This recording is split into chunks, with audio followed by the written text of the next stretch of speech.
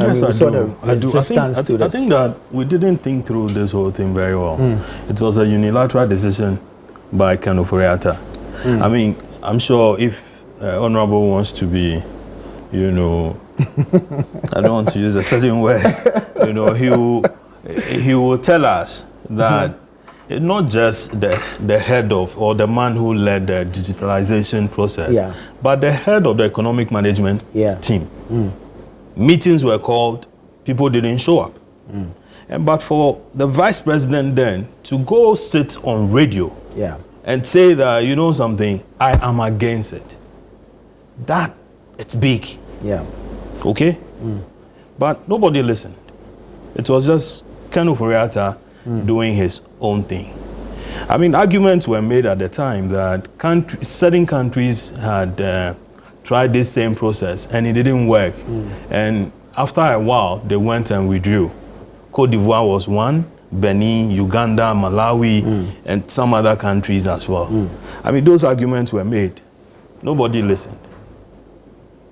I recall some of us, you know, he told the whole country, and then at the point he was saying that town hall meetings. They did town hall meetings and so on, saying the money is here, we're not going to go to IMF for any bailout and so on, and made projections, and we are back. Perhaps the conditions at the time.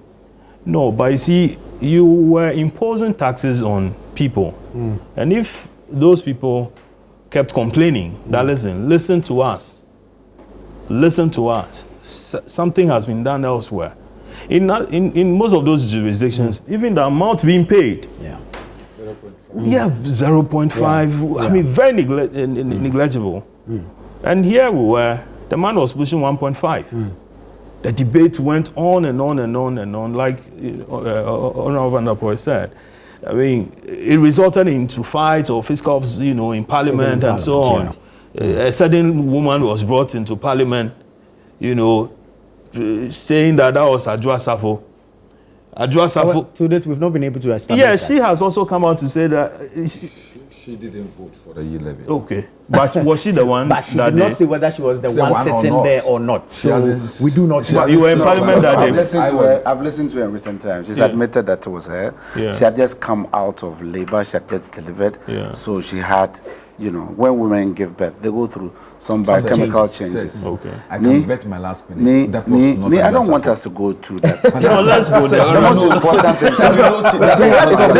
This is so trivial. So let's not go there. You know why? The reason for someone to have impersonated in Parliament, the Chamber of Parliament, for a stranger. You see, for a stranger. In fact, the person who impersonated has just got out of Parliament.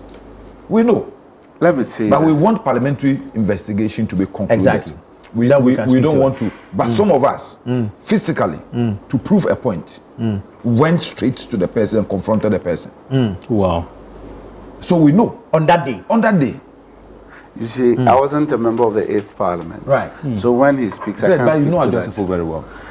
Let's move on. I have listened to Adwoa. If even you had cloned Adwoa, that would I have listened to Adwoa. She has affirmed that that was her. And when I heard her speak, let's leave it I there. calmed down. Let me make a point here. Adwoa said, if that was her, she said she didn't vote for the E-levy because she was against it. It was against a church principle. So how did you get the vote you got if that person did not vote? No, let's not go there. Let's leave this conversation for another day. When a 3-line whip is not issued, I have my right. I can choose not to vote for. There was a 3-line whip. And mind you, at the time the vote was going on, had just left the seat as the deputy leader. And you know how we respect our protocols in Parliament. Enough. So you can't just push it into a corner. So I mean, wrap up on the